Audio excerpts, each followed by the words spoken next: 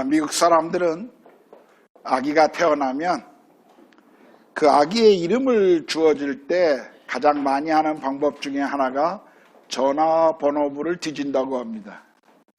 그래서 전화번호부에서 좋은 이름을 찾아서 그 아이의 이름을 지어준다고 합니다.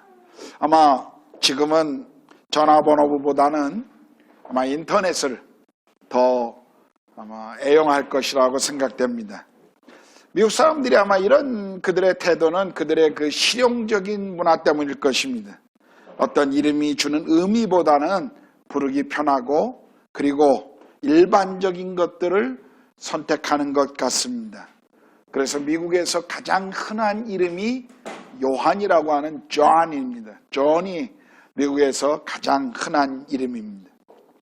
제가 카자흐스탄에서 선교사로 있을 때 러시아 사람들이 아기가 태어날 때 어떻게 이름을 지어주는가 보면 주로 할아버지나 할머니의 이름을 붙여주는 것을 보았습니다. 그래서 그 시대마다 유행하는 그 인기 있는 이름이 있었습니다. 그 세대에 인기 있는 이름들이. 제가 사역할 때 주로 그 청소년들, 청년들, 대학생들에게 아주 인기 있는 이름은 옥산나라고 하는 이름이었습니다. 또 올가, 제냐 이런 이름들이 아주 그 당시에 일반적인. 그래서 길에서 옥산나 그러면 적어도 서너 명은 돌아보는 그런 시간이었습니다. 제 윗세대 애들, 그러니까 그 청년보다 그 윗세대들 중에는 굉장히 많은 이름을 가진 것이 나타샤라는 이름이었습니다.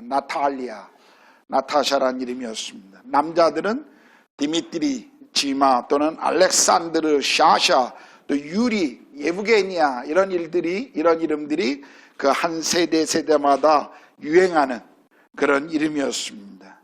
아마도 집안을 계승하는 의미로서 할머니, 할아버지의 이름을 붙여준 것 같습니다. 그래서인지 할머니들이 종종 돌아가실 때 그가 가지고 있었던 아파트를 대부분 손녀들에게 유산으로 남겨주는 것을 저는 보았습니다.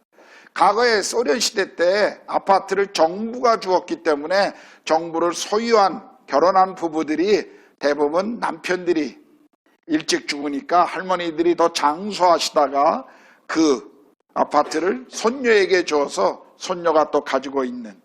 그래서 종종 카자흐에서 보면 이혼하게 되면 정말 남자들은 아무것도 못 갖고 집에서 쫓겨나는. 왜냐하면 아내들이 그 집 주인으로 등록되어 있기 때문이었습니다. 그래서 그런 재미난 것을 저는 카자흐에서 많이 보았습니다. 우리 한국 사람들도 이름을 아주 중요하게 생각합니다. 특별히 우리 한국 사람들은 이 동양적인 문화를 가지고 있기 때문에 그 이름의 의미를 아주 중요하게 여깁니다. 그래서 새로 아기가 태어나면 학렬을 따라서 집안 학렬을 따라 짓거나 또는 집안 그 어른들이 이렇게 이름을 지어주곤 합니다. 물론 요즘 젊은 부부들은 어떤 의미보다는 예쁜 이름을 선호하는 것을 제가 많이 볼 수 있었습니다. 우리 한국 사람들이 이름을 얼마나 중요하게 여기는지 이름만 전문적으로 지어주는 장명소도 있지 않습니까? 제 이름도 장명소에서 아버님이 지었다고 합니다. 대부분의 부모들이 아기에게 이름을 지어줄 때 그 이름은 부모가 가지고 있는 소망과 기대가 그 안에 있음을 우리가 알 수가 있습니다. 우리 한국 사람들은 무엇을 아주 잘하면 가문의 이름을 빛냈다 그렇게 이야기합니다. 뭘 크게 실수하거나 잘못하면 호적에서 이름을 지워버리겠다라고 또 협박하기도 합니다. 그래서 우리 한국인들에게 이름이라고 하는 것은 새로운 가족으로의 받아들임의 기대감도 있을 뿐만 아니라 이름이라고 하는 것은 반대로 상대방을 부정하는 그런 행위가 될 수도 있었습니다. 여러분 성경도 이름을 굉장히 중요하게 생각합니다. 사실 우리가 성경을 읽어보면 하나님께서 이름을 처음 붙여주신 장명가이셨습니다. 하나님께서는 이 세상을 창조하시고 거기에 이름을 붙이셨죠. 첫사람에게는 아담이라는 이름을 줬고 그의 아내에게는 하와라고 하는 이름을 불러주셨습니다. 그리고 에덴 동산에서 아담은 모든 사물과 동물의 이름들을 붙였습니다. 이스라엘 사람들의 특징은 이름은 그 이름을 가진 사람의 정체성을 드러내는 실체라고 생각했습니다. 그래서 이름을 안다는 것은 굉장히 친밀한 관계나 아니면 상대방의 실체가 무엇인지를 알게 된다라고 하는 생각을 가졌습니다. 그래서 이름을 굉장히 중요하게 생각했습니다. 야곱이 야복강에서 하나님과 씨름할 때 당신의 이름이 무엇이냐라고 물었던 것이 바로 그런 이유입니다. 그리고 하나님께서 야곱에게 네가 야곱이지만 네 이름을 이제는 이스라엘, 하나님과 겨루어 이겼다라고 말하는, 바꿔주는, 이름을 바꿈으로 그 사람의 정체성을 새롭게 하는 그러한 것들을 우리가 보게 됩니다. 아브라함을 아브라함으로 바꿔서 믿음의 열국의 아비가 될 것이라는 것을 이렇게 소개하는 그런 이름 자체에는 굉장히 의미가 있습니다. 예수님께서도 귀신 들린 자에게 귀신의 이름을 물어봤죠. 네 이름이 무엇이냐? 군대라 합니다. 왜 이름을 그렇게 물어볼까요? 상대의 이름을 안다는 것은 그 실체를 이해하고 알기 때문에 그 실체가 누군지를 분명히 파악할 수 있다는 것입니다. 그만큼 이스라엘 사람들도 이름을 굉장히 중요하게 여겼습니다. 그래서 이스라엘 사람들은 하나님의 이름을 너무 거룩한 그분의 이름, 그분의 그 정체와 실체가 들어있는 그 이름을 감히 부를 수가 없었습니다. 그래서 구약 성경에도 보면 야훼라고 하는 하나님의 이름이 나올 때마다 이스라엘 백성들은 아도나이, 나의 주님이라고 하는 표현으로 바꿔 사용하곤 했습니다. 여러분, 성경에 등장하는 이름들 우리가 잘 알죠. 다윗은 사랑스러운, 요셉은 그가 도하신다, 에스더는 별, 요한은 여호와께서 사랑하시는 자, 바울은 작은 자, 베드로는 반석, 이런 의미들을 가지고 있는 이름들입니다. 제 이름은 여러분이 알다시피 김기태입니다. 한자로는 일어날기 별태자를 사용합니다. 뜻을 풀으면 별에서 일어나는 사람이라는 뜻입니다. 위대한 사람이 크게 되라고 하는 그 아버지의 소망이 거기에 있었습니다. 그 아버지의 소망 때문인지 저는 아주 위가 큰 사람이 되었습니다. 어제 저녁에 제 아내가 제 설교를 듣다가 이렇게 말하더라고요. 그렇게 말하지 말라고. 위가 큰 사람이 아니라 위가 거대한 사람이 됐다라고 말하라고. 제가 부정할 수가 없었습니다. 여러분도 가지고 있는 이름들마다 아마 특별한 의미를 가지고 있을 것입니다. 저는 오늘 본문을 통해서 성경의 여러 이름 중에 가장 귀하고 소중한 이름을 여러분에게 소개하려고 합니다. 때로는 너무 많이 불러서 우리가 잘 알고 있지만 그러나 그 의미를 깊이 생각해 보지 못한 이름입니다. 그 이름은 예수입니다. 여러분, 예수라는 이 이름의 의미를 알고 계십니까? 우리는 기도할 때마다 예수님의 이름으로 라고 말합니다.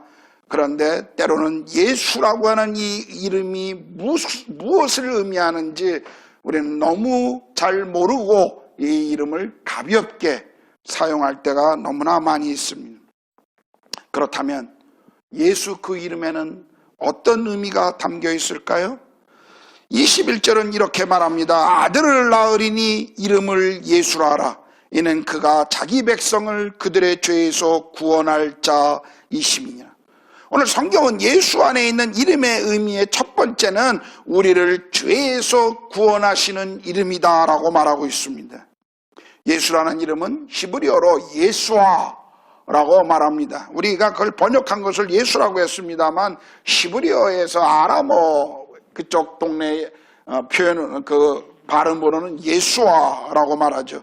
이 의미는 여호와는 구원이시다라는 뜻입니다. 우리가 구약 성경에 여호수아, 호세아라고 하는 이름들이 사실은 예수라고 하는 이름과 같은 의미입니다. 본문에 의하면 예수라는 이름을 소개하면서 그가 자기 백성을 그들의 죄에서 구원할 자라고 설명하고 있습니다. 한글 성경에는 잘 표현되어 있지 않습니다만 원문에 보면 헬라어 성경에 여기 그가라고 말하고 있는 이 단어는 아우토스라는 단어로 강조할 때 사용하는 단어입니다. 그러므로 이 본문의 내용을 다시 해석한다면 구원할 자는 바로 그분이다, 그 자신이다 라고 지금 강조해서 말하고 있는 것입니다. 이것은 구원자로서의 예수 그리스도의 그 유일성을 우리에게 가르치고 있습니다. 예수님만이 우리 죄를 구원하실 유일한 구원자이심을 지금 본문은 강조한 것입니다. 요한복음 14장 6절에서도 예수님께서 내가 곧 길이요 진리요 생명이니 나로 말미암지 않고는 아버지께로 올 자가 없다라고 말씀하십니다. 내가 곧 길이요, 우리는 그냥 그렇게 표현하지만 헬라어 성경에는 호라고 하는, 바로 그 길이라고 하는 앞에 그 전치사, 그것을 사용하고 있는 것을 우리가 볼 수가 있습니다. 사도행전 4장 12절에 다른 이로서는 구원을 받을 수 없나니 천하 사람 중에 구원을 받을 만한 다른 이름을 우리에게 주신 일이 없다라고 분명히 선언하고 있습니다. 여러분, 현대의 종교 다원주의 사상이 아무리 모든 종교에 구원이 있다라고 말하고 가는 길은 달라도 종착은 같다라고 아무리 그들이 외쳐도 우리는 그것을 받아들일 수가 없습니다. 왜냐하면 성경은, 하나님의 말씀은 오직 구원은 유일하신 예수 그리스도 그분 안에 있다라고 선언하고 있기 때문입니다.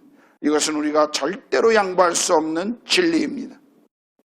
여기 구원하다라고 표현했죠. 이 구원하다라고 하는 동사는 어떤 의미일까요? 기본적으로 우리가 해결할 수 없는 그 어떤 상태로부터 우리가 건짐을 받는다라는 그런 뜻을 가지고 있습니다. 여러분, 수영을 전혀 하지 못하는 사람이 물에 빠져 죽어가고 있을 때 구조대원이 와서 그를 건져주었다면 바로 그것이 구원인 것입니다. 죽을 병에 걸려서 전혀 회복을 가능성이 없었는데 뛰어난 의사를 만나 내 병이 회복되었다면 그는 구원받은 것입니다. 그렇다면 우리가 한번 생각해 보셔야 합니다. 도대체 인간은 어떤 어려움에 빠져 있기에 우리 힘으로 해결할 수 없는 그 무엇으로부터 건진받아야 한다라고 지금 말씀하고 있는 것일까요? 성경 로마서 3장 23절은 모든 사람이 다 죄 아래에 있다라고 선언하십니다. 이 죄에 대한 문제를 우리 스스로가 해결할 수 없기에 구원은 전적으로 우리의 노력이나 수고가 아니라 외부의 도움이 필요한 것입니다. 그래서 우리 가운데 인간의 몸으로 이 땅에 예수께서 오신 것입니다. 사람들이 자기들의 방법과 수고로 노력해 보았지만 해결할 수 없는 이 죄의 문제를 거룩하시고 완전하신 하나님이신 그분께서 하늘의 보좌를 포기하시고 이 땅에 우리를 위하여 찾아오신 것입니다. 마태복음 20장 28절은 인자가 온 것은 섬김을 받으려 함이 아니라 도리어 섬기려 하고 자기 목숨을 많은 사람의 대속물로 주려 함이다 라고 말씀하십니다. 이 죄로부터의 구원, 이것은 십자가에서 흘리신 예수 그리스도의 그 보배로운 피에 의해서만 얻을 수 있다라고 우리에게 말씀하고 있습니다. 우리 이사야 53장 5절 6절을 한번 같이 읽어보겠습니다. 이사야서 53장 5절 6절입니다. 다 같이 시작.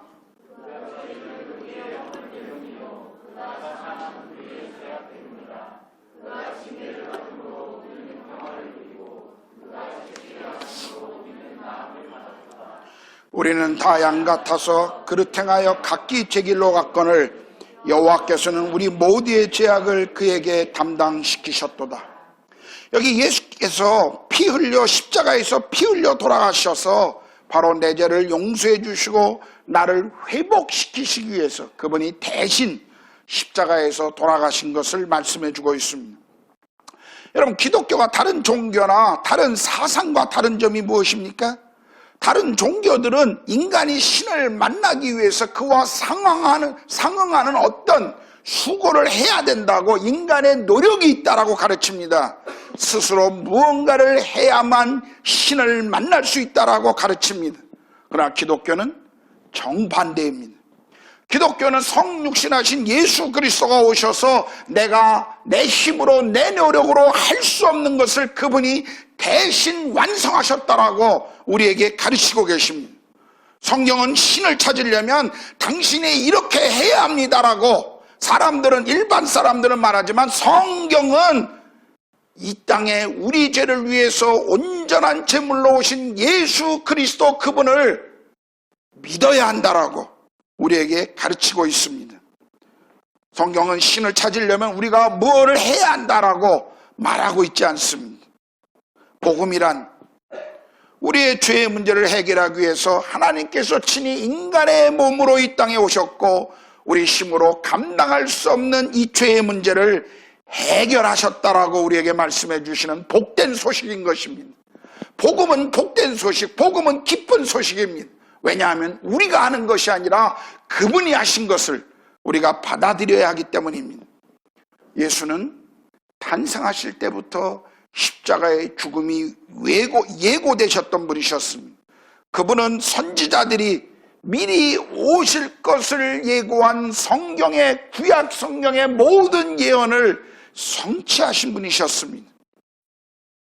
그럼 그렇다면 그분이 모든 예언을 성취하시고 우리가 해결할 수 없는 죄의 문제를 우리의 수고와 노력으로 감당할 수 없는 문제를 그분이 해결하셨다면 그렇다면 우리가 이 구원을 예수의 구원하심을 어떻게 받을 수 있을까요? 성경은 회개와 믿음을 이야기합니다. 우리가 죄를 인정하고 회개하고 그분을 영접하면 우리가 얻을 수 있다라고 성경은 말씀하십니다. 요한복음 1장 12절은 영접하는 자 곧 그 이름을 믿는 자들에게는 하나님의 자녀가 되는 권세를 주셨다라고 약속하십니다. 예수 그리스도가 나를 위해 십자가에 죽으신 내 구원자 구세주임을 인정하고 죄악된 세상에서 나를 구원해 주실 뿐만 아니라 나의 인생의 삶의 주인으로 내게 찾아오셨다라는 사실을 우리는 인정하고 믿고 고백해야 한다는 것입니다. 내 삶의 주인이 예수 그리스도가 될 때 우리는 그분의 구원하심을 진정으로 누릴 수 있게 될 것입니다. 예수, 바로 그 이름을 우리의 구세주와 주님으로 고백함으로 우리가 하나님을 경험하고 그분 안에 함께 사는 삶을 경험할 수 있다는 것입니다. 이것이 예수라고 하는 이름 안에 주어진 오늘 본문에서 주어진 첫 번째 이유였습니다. 오늘 본문을 통해서 예수 이 이름이 무엇을 의미하는지 두 번째는 23절에 이야기하고 있습니다. 보라, 처녀가 잉태하여 아들을 낳을 것이요 그의 이름은 임마누엘이라 하리라 하셨으니 이를 번역한 즉 하나님이 우리와 함께 계시다 함이라. 예수 이 이름은 하나님께서 나와 함께 하심이다라고 하는 의미입니다. 여러분, 임마누엘이라는 뜻, 하나님이 나와 함께 계신다, 그 의미거든요. 지금 마태는 이 말씀을 이사야서 7장 14절에 이사야의 예언을 그대로 사용하고 있습니다. 마태는 구약의 예언을 상기시킴으로 예수께서 구약에 예언되셨던 메시아이심을 그분이 오셨다라는 것을 지금 강조하고 있는 것입니다. 특별히 마태는 임마누엘이라는 이름을, 이 임마누엘이라는 이름이 예수를 가르친다는 것을 강조하기 위해서 그 의미가 하나님이 우리와 함께 하신다는 것을 해석을 풀어서 설명해 주고 있죠. 그래서 예수라는 이름 안에 포함되어 있는 구원자라는 의미와 그리고 임마누엘이라는 이 이름 안에 포함된 하나님의 임재가 예수 그 이름 안에 있다라고 하는 것을 지금 마태가 강조하고 있는 것입니다. 재미있는 것은요, 오늘 마태복음의 1장에서 마태는 이 임마누엘이라는 단어를 하나님이 우리와 함께 하신다는 것을 예수님이 탄생 이전의 천사의 고백으로부터 선언하고 있습니다. 그런데 마태복음 28장 20절, 마태복음의 가장 끝절을 보면 그 말씀 속에서도 볼지어다 내가 세상 끝날까지 너와 함께 있을 것이라고, 임마누엘로 오신 하나님께서 우리의 인생 가운데 임마누엘로 영원히 함께 하실 것이라는 것을 마태복음은 우리에게 계속 강조해 주고 있습니다. 임마누엘, 이 우리와 함께 하신다는 이 의미가 무엇일까요? 말 그대로입니다. 우리가 기쁠 때나 슬플 때나 주님이 거기에 함께 하신다는 것입니다. 행복할 때나 고통받을 때나 거기에 함께 하시는 하나님이시라는 것입니다. 아무도 주변에 없는 것 같아 외로움 속에 눈물을 흘릴 때, 아니면 모든 것을 다 가진 것 같은 행복함 속에 있을 때, 그 어떤 장소, 그 어떤 어떤 이유이든 거기에 하나님이 함께 하신다는 것입니다. 성공의 자리이든 실패의 자리이든 주님은 늘 거기에 우리와 함께 하십니다. 여러분, 죄인인 우리에게 이 거룩하신 하나님이 함께 늘 계신다는 사실, 이 놀라운 사실 아닙니까? 우리가 길거리를 걸어갈 때 인도의 길거리에 가난한 아이들이 구걸을 위해서 우리에게 다가올 때 그 더러운 손과 그 더러운 옷, 그리고 냄새나는 그 모습 속에 우리에게 다가올 때 우리가 얼마나 그것을 불쾌하게 여기고 피하려고 합니까? 그런데 성경은 우리의 의인을 하나님이 보실 때 다 더러운 똥걸레와 같다고 말합니다. 우리의 의인은 우리가 생각하는, 우리가 적어도 우리 자신이 어떤 존재라는 것을 말할 때 성경은 우리가 하나님 앞에 다 더러운 똥 같다라고 말씀하고 있습니다. 우린 길거리에 조금 더러운 아이들이 우리 가운데 오는 것도 우리가 불쾌하고 피하고 싶은데, 그런 죄인인 우리 자신을 위해서 하나님께서 우리를 찾아오시고 우리와 함께 해주신다는 이 사실, 이것은 정말 놀라운 축복인 것입니다. 여러분, 이 놀라운 은혜, 늘 하나님이 우리와 함께하는 삶을 경험하고 싶지 않으십니까? 그렇다면 우리는 그분을 우리 삶의 구세주와 주님으로 인정해야 합니다.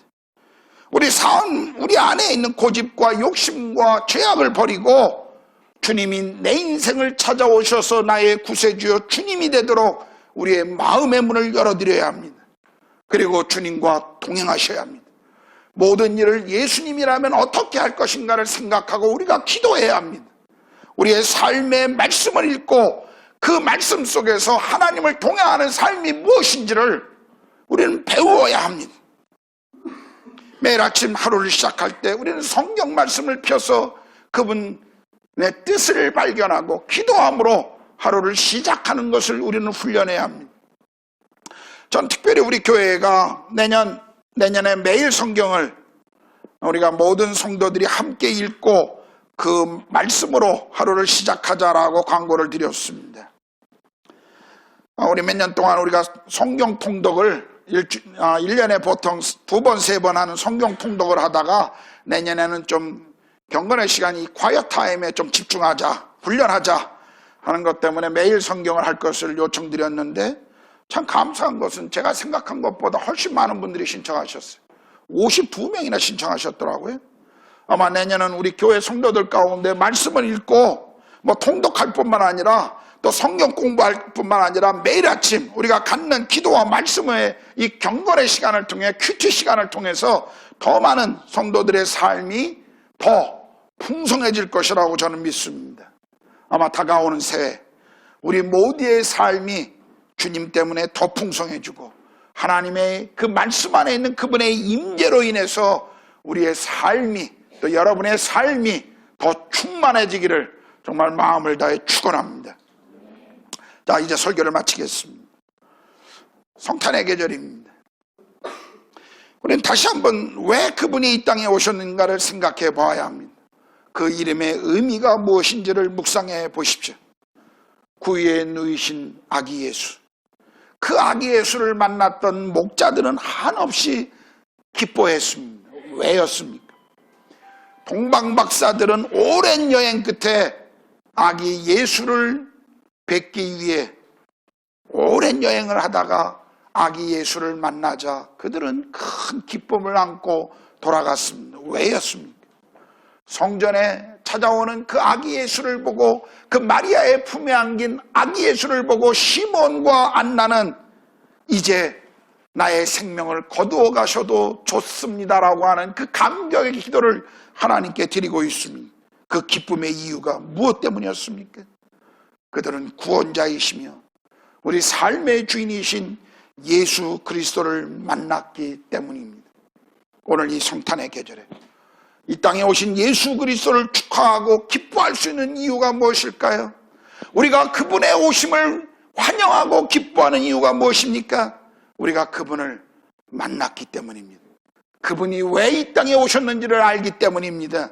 그분의 이름이 의미하는 것이 무엇인지를 우리가 알기 때문입니다. 그렇다면 묻습니다. 여러분은 예수님을 만나셨습니까?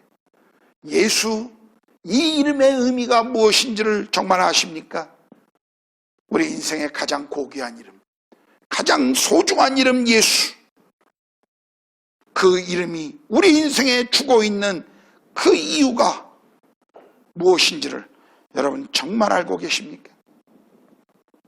이제 성탄절이 다가오고 있습니다. 이틀 뒤면 3일 뒤면 성탄절입니다. 뭐 성탄이 12월 25일이 그 날짜가 맞느냐 안 맞느냐 그건 그렇게 중요한 것이 아닙니다. 중요한 것은 주께서 하늘의 보좌를 버리시고 우리를 위해서 이 땅에 성육신하심으로 오셨다라고 하는 사실입니다. 예수님은 요한복음 8장 12절에서 이렇게 말하죠. 나는 세상의 빛이니 나를 따르는 자는 어둠에 다니지 아니하고 생명의 빛을 얻으리라. 여러분, 우리는 빛이 아닙니다. 그러나 빛 대신 주님의 빛을 받은 자들로 우리는 이 땅에서 그분의 빛을 드러내는 사람들입니다. 빛이 있는 곳에 어두움은 사라집니다. 우리가 빛이신 그분의 빛을 받아서 이 땅에서 우리는 세상의 작은 빛으로 우리는 이 땅에 주님 오심을 드러내는 그런 성탄절이 되어야 할 것입니다. 성탄의 계절은 우리끼리만 좋은 시즌이 아니라 우리에게 주신 생명을 감사할 뿐만 아니라 그것은 또 다른 이웃에게 흘러가야만 합니다. 우리만 기뻐하는 성탄이 아니라 세상이 주님의 오심을 알게 하고 그리고 진정한 의미가 무엇인지 예수 그리스도가 성탄의 주인이라고 하는 사실을 캐럴이 아니요 산타크로스가 아니요 선물이 아닌 그 어떤 것이 아닌 그리스도가 성탄의 주인이라는 사실을 우리는 알려야 합니다. 우리 모두 세상의 구주가 오셨음을 환영해야 합니다. 그리고 세상의 구주가 오셨음을 우리가 먼저 감사하고 감격해야 합니다. 우리는 그 누구보다도 이 성탄의 시간을 더 환영하고 기뻐하고 축하해야 합니다. 왜냐하면 바로 그분이 우리를 위해 찾아와 주셨기 때문입니다. 그리고 우리가 그분을 만났기 때문입니다. 우리는 누구보다도 성탄의 계절 그리고 성탄절 우리는 더 기뻐하고 더 즐거워하고 더 행복해야 합니다. 할렐루야. 크리스마스는 예수 그리스도가 주인공이십니다. 주님이 오셨습니다.